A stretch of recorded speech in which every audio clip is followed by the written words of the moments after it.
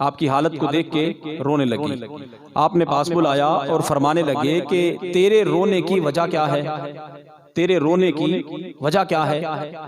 तो आपकी ज़ौजा मोहतरमा अर्ज करते हैं, हुजूर अब आप हमसे जुदा हो रहे हैं, ये मौत का वक्त है, इसलिए मैं रो रही हूँ। तो हजरत सैयदुना बिलाल हबशी, सब कहेंगे रज़ी अल्लाह ताला अन्हो, फरमाने लगे अपनी ज़ौजा मोहतरमा को, इसमें रोने की बात क्या है, मेरे लिए तो खुशी का मकाम है कि मैंने अपने महबूब से जाके मुलाकात करनी है, मैंने अपने महबूब से जाके मुलाकात करनी है। और इसीलिए तो फिर उस शाख ने कहा कि कब्र में सरकार आए तो मैं कदमों में गिरूं। हुजूर सैयदी आला हजरत रहमतुल्लाहि ताला अलैह का जब वक्त विसाल आया तो हुजूर आला हजरत रहमतुल्लाहि ताला अलैह ने वसीयत की अपने खुदाम को कि मेरी कब्र इतनी गहरी बनाना कि जिसमें मैं खड़ा हो सकूं, मेरी इतनी गहरी कब्र बनाना। लोगों ने अर्ज किया, हुजूर इसकी वजह क्या है, इसकी वजह क्या है। तो हुजूर सैयदी आला हजरत रहमतुल्लाहि ताला अलैह फरमाते हैं अपने मुरीदीन को, वजह यह है कि कब्र में जब इंसान पहुंचता है तो रसूल करीम सल्लल्लाहु अलैहि वसल्लम की ज़ात अक़दस तशरीफ लाते हैं। फरिश्ते हुजूर की ज़ात के बारे में पूछते हैं कि बता इनके बारे में क्या कहा करता था।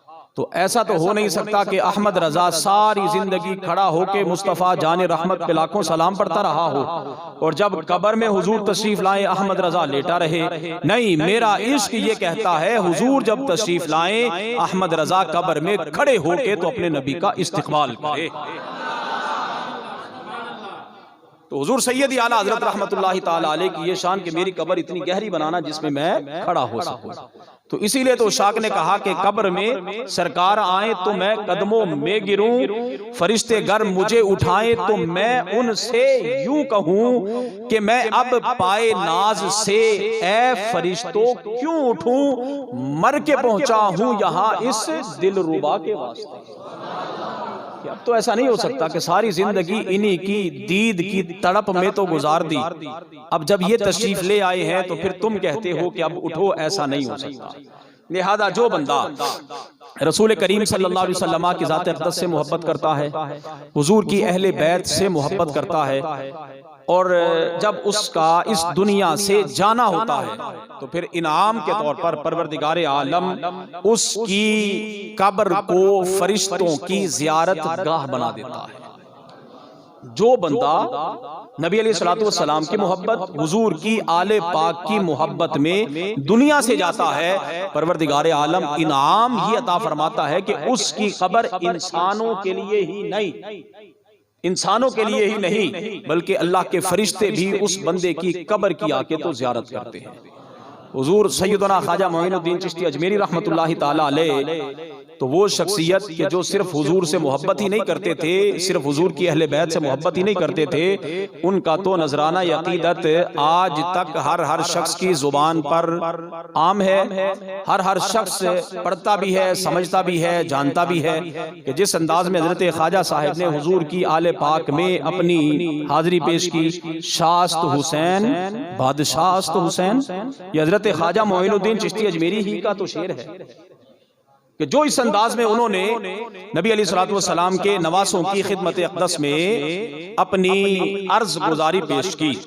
आज हमने अर्ज किया था कि जब हजरत ख्वाजा साहिब रहमतुल्लाहि ताला अलैह रोज़ा मुबारक पर हाजिर हुए तो ख्वाब में रसूल करीम सल्लल्लाहु अलैहि वसल्लम ने इरशाद फरमाया, मुइनुद्दीन हिंदुस्तान चले जाओ और वहां जाकर तो दीन की खिदमत करो। हजरत ख्वाजा साहिब तशरीफ लाई, वहां से चलते हुए रास्ते में बहुत सारे हजरात से आपकी मुलाकात हुई और जब आप बगदाद शरीफ से होते हुए हिंदुस्तान पहुंचे और अजमेर शरीफ में जब आपने अपने कदम मुबारक लगाए तो जहां जाकर आपने अपना पड़ाव डाला था, आपके साथ तकरीबन कोई 40 हजरात थे। कितने हजरात थे जी? 40 हजरात। हम ये बात कर चुके कि आप मादरजाद वली थे, मादरजाद वली थे, अभी दुनिया में तशरीफ नहीं लाए थे कि आपकी वालिदा मोहतरमा अपने इर्द गिर्द से अल्लाह अल्लाह की आवाजें सुना करती थी।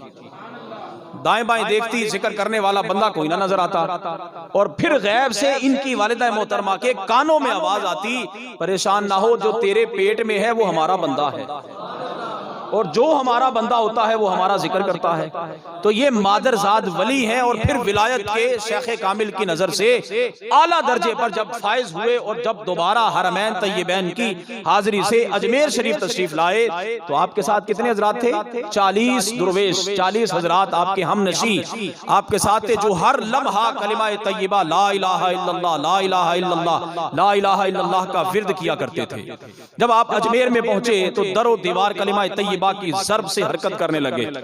जिस मकाम पर आकर आपने अपना डेरा लगाया, ये जगह थी पृथ्वीराज की, ये जगह सायादार थी। ये पृथ्वीराज अपने ऊंटों को यहां बिठाया करता था। सुबह से शाम तक जब आपने अपना डेरा लगाया, शाम को उसके कारिंदे आगे कहने लगे, बाबा तू यहां बैठा है, उठ यहां से, यहां तो हमारे सरदार के ऊंटों के बैठने की जगह है, यहां तू तो नहीं बैठ सकता। जब उन्होंने हजरत ख्वाजा साहिब को और आपके हम नवा हजरात को ज्यादा ही तंग किया, तो फिर अब जुमला सुनिएगा। आप फरमाने लगे, चले ठीक है, हम यहां से उठ जाते हैं, तुम्हारे अगर ऊंट बैठेंगे तो फिर वो बैठे रहें। बात समझ रहे हैं? आपने फरमाया हम यहां से उठ जाते हैं, अगर तुम्हारे ये ऊंटों के बैठने की जगह है तो फिर बिठा लो, वो बैठे रहेंगे। हजरत ख्वाजा साहिब अपने हजरात को लेकर तो वहां से उठे और अना सागर के मकाम पर तशरीफ ले आए। अब शाम को उन हजरात ने अपने ऊंटों को वहां बिठाया। सुबह जब उठाने लगे तो कोई भी ऊंट हरकत ही नहीं कर रहा, कोई भी ऊंट हरकत ही नहीं कर रहा। बड़े हैरान हुए, बड़े जतन किए, बड़ी कोशिश की, लेकिन इसके बावजूद ऊंट नहीं उठ रहे। बिल आखिर पृथ्वीराज तक ये बात पहुंची तो उसने कहा कि तुमने ख्वाजा साहिब को नाराज किया है, अगर वो मुआफ करेंगे तभी बात बनेगी।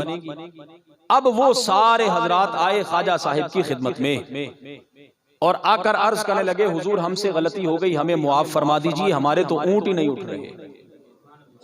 आपने जब उनकी इस अर्ज को सुना तो जाहिर है दुर्वेश अल्लाह का बंदा तो मुआफ करता है, और अल्लाह के बंदे की जुबान से जो निकल जाए वो भी हो जाता है। अल्लाह के बंदे की, अल्लाह का बंदा बनना ही मुश्किल है। जब कोई अल्लाह का बंदा बन जाए फिर अल्लाह सारी कायनात को उसके ताबे कर देता है। हजरत बाबा साहब का यहाँ ही ठहर कर एक बड़ा मशहूर जमाना वाकया कि आप एक जगह पर बैठकर अल्लाह अल्लाह कर रहे थे। कुछ हजरात पानी के मटके उठा के तो गुजर रहे थे। आपने पूछा कहाँ जाने का इरादा है? उन्होंने कहा हमारे यहाँ करीब मीठा पानी नहीं, दूर से मीठा पानी लेके आते हैं। आपने फरमाया अगर आज तुम्हें यहाँ से ही मीठा पानी मिल जाए तो? कहने लगे जी हमें और इससे बढ़कर क्या चाहिए, हमें तो पानी चाहिए। आपने फरमाया पानी भरो यहाँ से। हजरत बाबा साहिब ने फातिहा शरीफ पढ़ी, मटकों पे फूंक मार दी, सारे मटके मीठे हो गए। वो जब वक्त से पहले घर पहुंचे अपने मकाम पर तो सारे हैरान हुए, और आज जल्दी कैसे आगे? कहने लगे रास्ते में आज एक बाबे से मुलाकात हो गई, उसने पानी पर फातिहा शरीफ पढ़ी, पानी तो मीठा हो गया। उसने कहा ये तो सब ने कहा ये तो मुश्किल ही नहीं, हम भी ये काम कर सकते हैं। अब वहां से ही नमकीन पानी के घड़े भरे, मटके भरे और फातिहा शरीफ पढ़ पढ़ के थक गए, पानी बिल्कुल मीठा नहीं हुआ।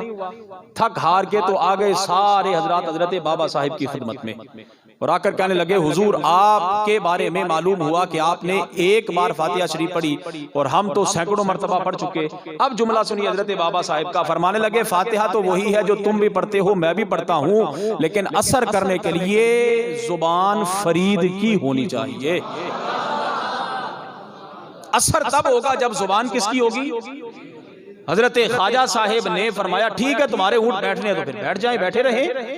अब जब वो सारे हजरात मिन्नत समाजत करने के लिए हजरत ख्वाजा साहिब की खिदमत अक़दस में हाजिर हुए तो आपने फरमाया चलें जाओ, वो ऊंट उठ जाएंगे। जब वापस आए तो देखा कि वो ऊंट उठ चुके थे। ये होता है कमाल अल्लाह के बंदे की जुबान में। अब यहां से डेरा उठा के जो अना सागर के मकाम पर आप पहुंचे तो फिर वहां यही मसला कि वहां एक और साहिब के करिंदे, उसके इर्द गिर्द ये तालाब और इसके इर्द गिर्द हिंदू हजरात रहते थे। वो सारे हजरात पानी यहाँ से भरते थे इस अना सागर के तालाब से।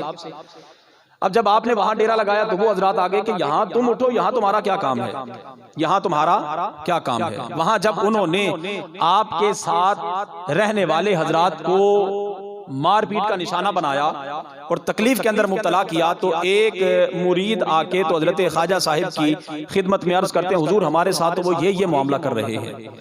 अब सुनिए आगे वाला जुमला।